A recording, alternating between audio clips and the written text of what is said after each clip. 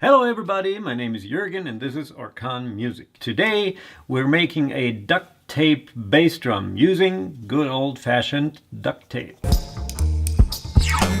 Let's go get some tape.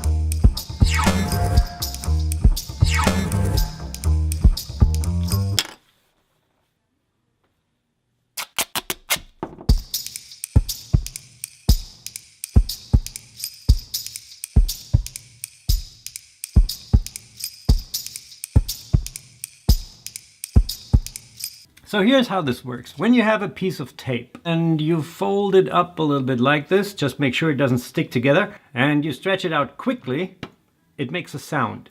And when the microphone of the camera picks up that sound, it's pretty thin.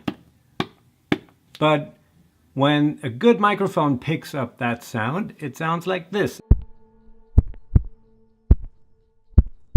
I put a gate on it, so I wouldn't hear any noise in between the sounds. Some EQ, take out these lows so the kick drum wouldn't get in the way with the bass. And at the end I put in a compressor just to control the output of that track a little bit. The next thing I did is I copied that track over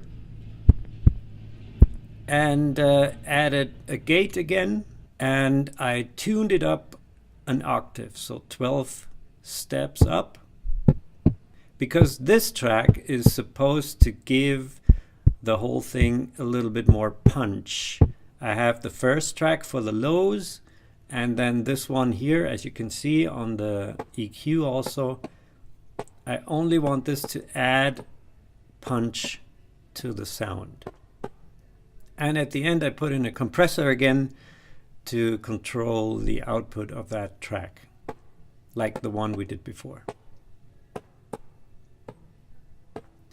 So now I have two layers. I have the original layer and I have the punchy layer, and together they sound like this.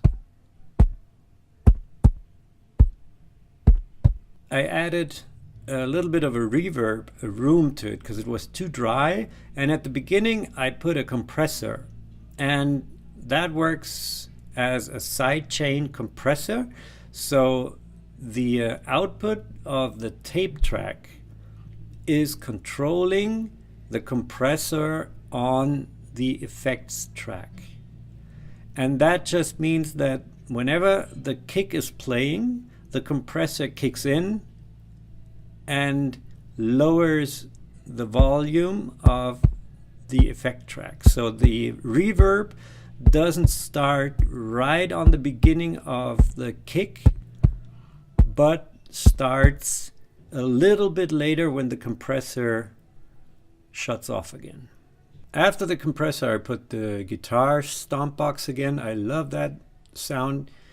I love that effect.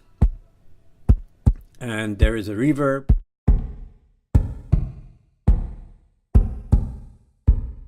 And I put distortion in there. And then I did some EQing. I took out some of the lows, of the low end, so the reverb wouldn't mess up my mix. And again, at the end of the effects chain here, I put a long compressor. And this is what it sounds like when everything is playing.